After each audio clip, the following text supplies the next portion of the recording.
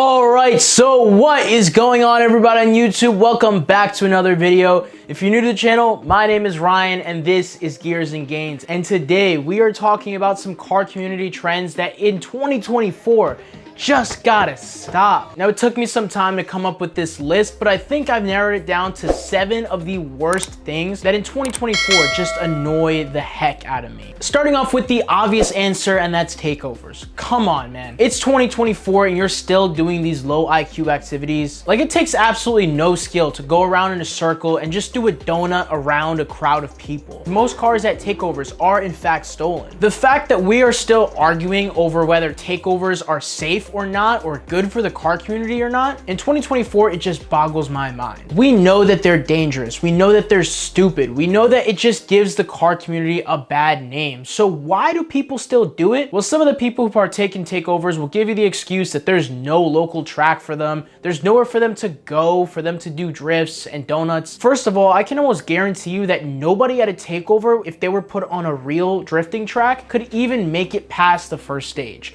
They are going to slam into the wall and immediately destroy any car that they brought there. Not to mention, if you're bringing a stolen car to a takeover, then you obviously don't have money. So you obviously can't afford to go to a track. You obviously can't afford to buy tires. But that's what makes takeovers so dumb. It's that the people who partake in them aren't even real car guys. They aren't doing it because they love cars. They're doing it to post videos on social media for clout. Speaking about doing things for clout, I can't believe that we are still dealing with Upbadging in 2024. I still can't believe that I see 2016 3 Series driving around with an M badge next to their Chrome 335i badge. I mean, come on, you wanted people to think you were rich that bad that you went and spent your last 10 grand on a used BMW, and then when people didn't think you were rich, you went one step further and put an M badge on it. It is just the dumbest thing ever. If you want to put a GT350 or GT500 front bumper on your Mustang, that's fine. If you want to do the same thing to your Camaro or any other car, that's fine. But putting a higher badge on your car when it is in fact not that car is just dumb. I mean, take a look at some of these pictures. A few of them I found on the internet and a few of them I found out in the wild. I can't believe we are still dealing with people putting fake badges on their car just to look rich. Upbadging your car is one of those trends that there is absolutely zero benefit. It is for the sole purpose to make you look like you have more money than you actually have. Because I promise you, nobody cares about the difference between a BMW 340 and a BMW M340. Because the M340 is just a newer version of the same exact car. The M badge doesn't mean a thing. Now, the third thing on this list might land me in some hot water because you either love it and think it's awesome or you absolutely hate it like I do. And that is putting carbon fiber on everything in your car. Carbon fiber's purpose is to make your car lighter. You would take out a part like your hood or your trunk and replace it with a carbon fiber version because carbon fiber is for racing. If you're replacing your hood or your trunk, you are actually saving weight, which is beneficial to you on the racetrack, whether you're drag racing, circuit racing, or anything. Not to mention, yeah, it does look really good. But what I don't get is when I see a car drive into a car meet, they reverse into the spot, get out, and immediately go to their hood. Lift it up, and boom,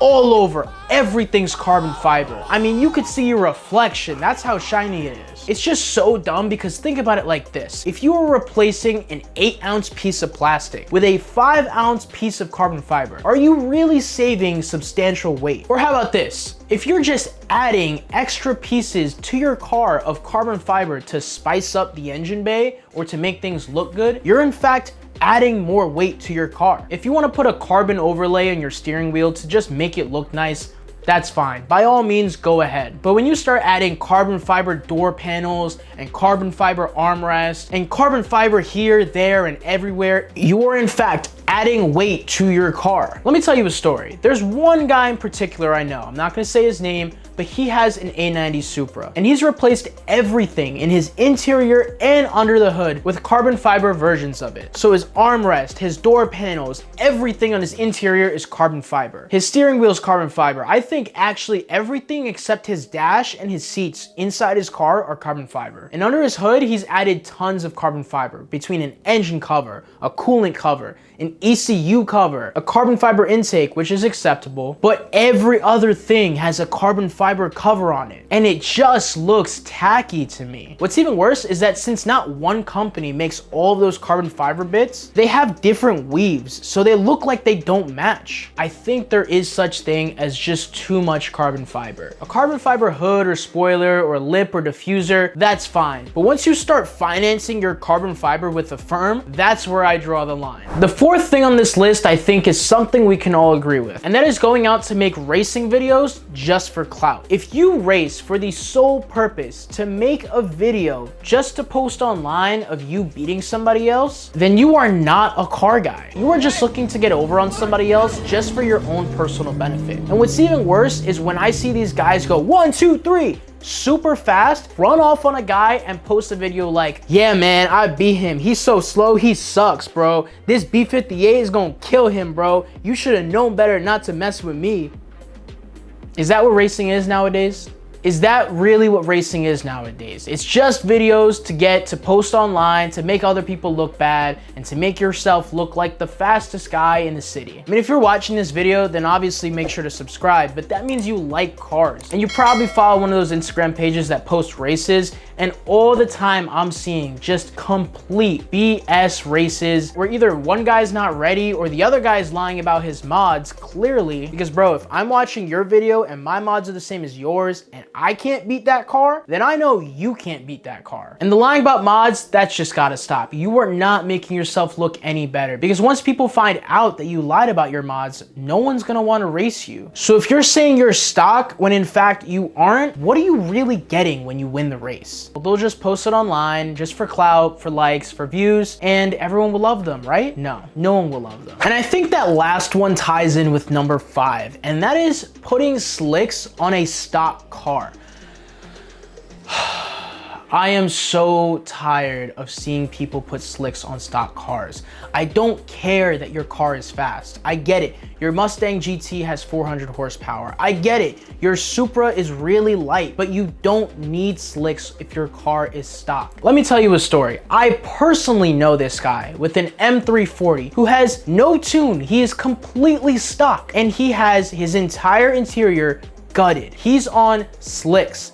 Beadlocks, as a matter of fact, and he hasn't even tuned his car. He drives around with an open dump, which if you don't know what that is, it's pretty much just no exhaust and the downpipe with a little pipe that faces the ground. So he claims he's saving over 50 pounds by not using the exhaust, but his car sounds so horrible. And the worst part of it all is that it's stock. He hasn't even tuned the car. You are running beadlocks on an all-wheel drive car that's stock. Oh my gosh, it just gets worse and worse. And when he eventually did tune it, you know what tune he got? A JB4. A JB4, which is a piggyback tune and not even a real tune. And this man is driving around on beadlocks with his interior gutted. I just don't get people nowadays. They just want to drive to the gas station and see another car for that person to look at them and say, wow, that guy's fast, because he has the smooth tires and the beadlocks and everything. When in reality, his car is completely stock. I don't get it. The trend of putting slicks on the back of your car, stock, front wheels, that's just gotta stop in 2024. I think the only thing worse than running slicks on a stock car is when people say, I did it for the aesthetics. I did it because it looks good. I don't know who would buy drag wheels for the looks, because they look ugly as hell. The whole two-tone look and the front wheels don't match the rear wheels, that ain't pretty. The next thing on this list has to be the whole swim team, no hezzy, cutting up on the highway trend. Whatever you want to call it, it is just so stupid. There's no point to it. If you want to go and do crazy stuff on the highway, do it past midnight, not during rush hour traffic when everyone's trying to get home from their 9 to 5. But just like the takeover crowd, these people just don't care. They are menaces to society. They just drive around, cut through traffic because they want to get to wherever they're going faster than you, or they somehow think that it's fun. It gives them an adrenaline rush. I don't know what world we're living in where almost sending a family to 4 to heaven gives you an adrenaline rush. Just like takeovers, it is just way too dangerous for this to be a cool trend. Yet it still is. It was made popular by YouTubers and influencers like No Hezzy and Squeeze Benz and Where Is 981. There are entire YouTube channels that are solely based on uploading content like this. And every time I hop on Instagram, my feed is littered with videos like this. I think the whole swim team, No Hezzy, cutting coming up. I don't know what to call it because at this point there's so many names for it. I think it's one trend that 1000% we need to get rid of in 2024. So the last car trend that annoys the heck out of me is hating on any car that's below 500 horsepower. I see car meets and car rallies all the time that put in the flyer, no car under 400 horsepower. And I kind of get where they're coming from. They just want to keep all the loud straight pipe Civics away, but there are some pretty cool cars that just aren't that fast. Like for example, one of the coolest cars that are out right now in my opinion, the Toyota GR86 or Subaru BRZ. This car looks so good and I love to see all the kinds of mods people put on it, but it's just not that fast. And not allowing a car like that to come to a meet because it's quote